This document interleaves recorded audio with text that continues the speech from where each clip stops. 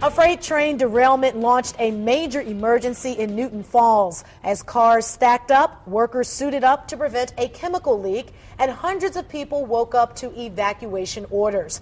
The good news tonight, everyone has been allowed to go back to their homes. But it could be days until that wreckage is cleaned up. The train derailed early this morning near North Center and Franklin Streets in Newton Falls. That's in Trumbull County. News Channel 5's Tracy Carlos has been there all day. She joins us live tonight. And Tracy, what is the situation there right now?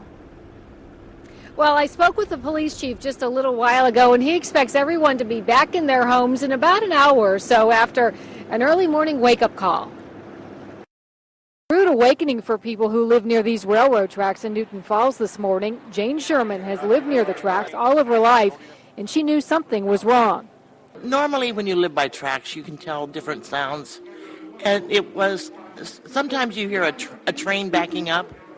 Well, I knew it wasn't a train backing up, because they bang and clang.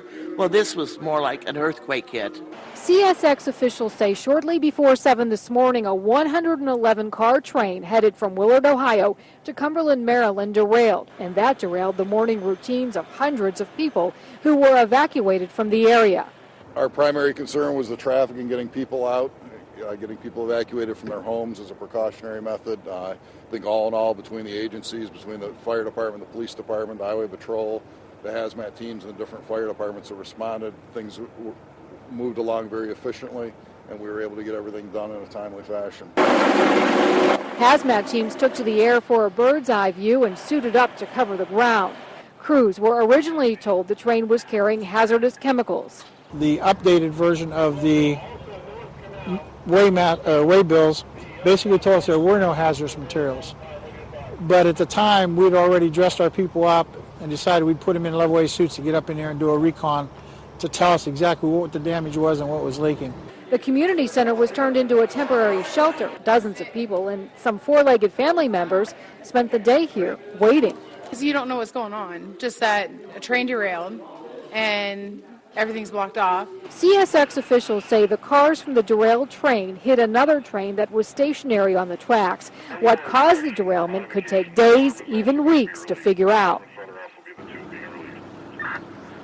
And you can see by these live pictures of that train derailment, those cars are still on the tracks as workers try to bring in the heavy equipment to get that cleaned up. And Joe, if you will take a look over here, you can see these tractor trailers lined up with railroad tracks on them. I'm told that those trucks will eventually make their way up there and the damaged cars will be offloaded to get this mess cleaned up. And again, that cleanup could take several days.